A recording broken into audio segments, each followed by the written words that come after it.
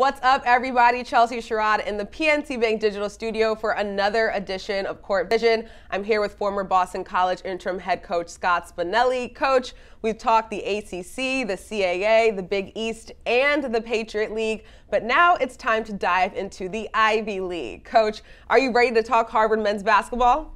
Yes, I'm actually excited. Thanks again for having me. Nice seeing you again, Chelsea. Awesome, Coach. I'm so excited to talk about the Ivy League, a league that I do have some history with. We'll dive into that a little bit later.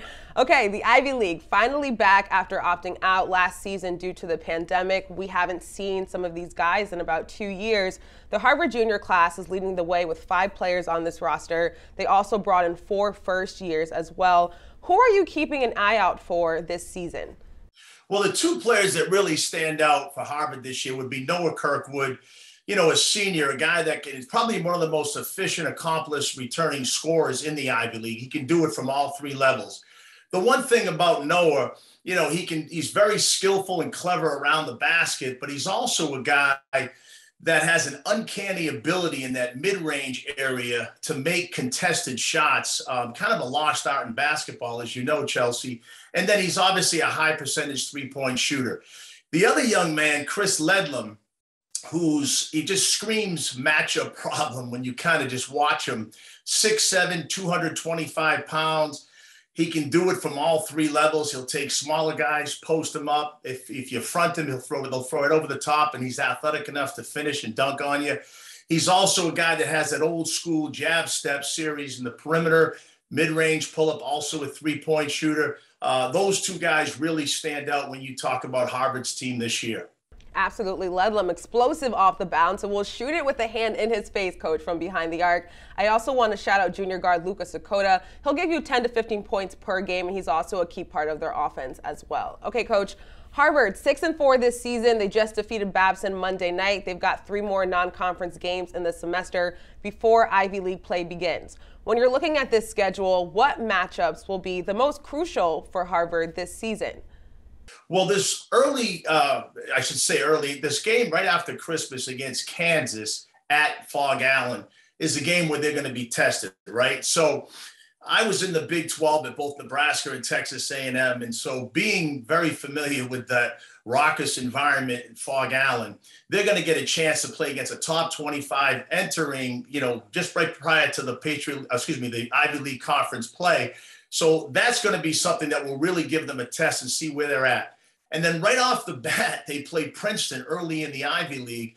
Princeton's already had 2 wins over Power 5 conference teams, and then a third where they lost in double overtime against an undefeated Minnesota team. So they're very capable. So that 2-game series. And the third matchup, Harvard-Yale.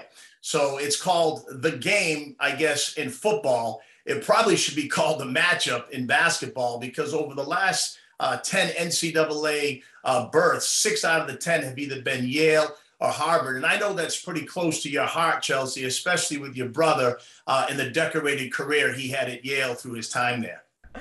We definitely know the game very well. That one is always circled on my family's calendar. Yes, Coach. Okay, Harvard opens up conference play, like you said, with 3 games at home against Princeton, Brown, and Yale. The Crimson were picked to finish second in the Ivy League preseason poll behind Yale. They've been Ivy League regular season champions 7 out of the last 10 seasons. Yale has won it 4 out of the last 6.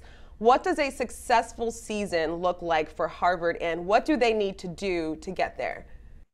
Well, what stands out about Harvard is that better together culture that's been created by Coach Amaker and his staff. They really play the game the right way. And by means of that is this.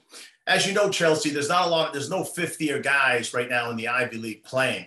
So they're building their programs with great culture. The guys have established roles. And this is a team that plays together on both ends of the floor, whether it's 1 pass away defensively and helping one another out, whether it's 2 pass away in weak side positioning, helping the helper.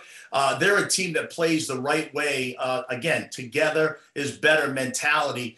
And the other thing is there's a big difference within building a team as opposed to building a program, right? And Harvard has built a program under Coach Amaker and their staff that really, screams that of some program that's very well put together with great system fits, with balance in their recruiting classes. And again, if they continue with that better together type of attitude, they're going to be a tough team here come Ivy League Conference tournament time.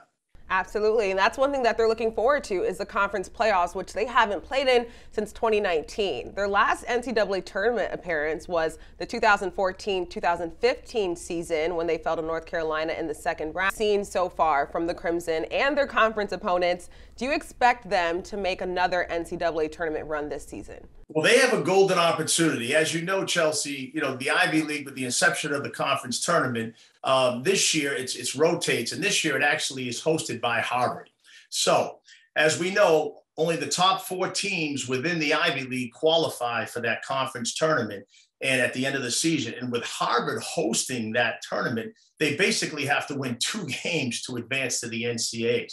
So, with that, I think with this year's roster, they've got tremendous balance. They've got great experience. They've got to get healthy. Their front court has been out, the last early in the season this year. But with that in mind, and with them hosting the tournament, it is very competitive in the Ivy League this year. But look for Harvard, once they finish in that top 4, to have a really good opportunity here to capitalize and advance to the NCAA tournament by hosting those games. That's right, Coach. The 2022 Ivy League tournament is slated for March 11th through 13th. Coach, it's been great talking to you in these previews. We're going to catch up again once conference play gets underway. Thank you so much for having me, Chelsea. I've really enjoyed working with you. And again, I appreciate all the time, and thanks again.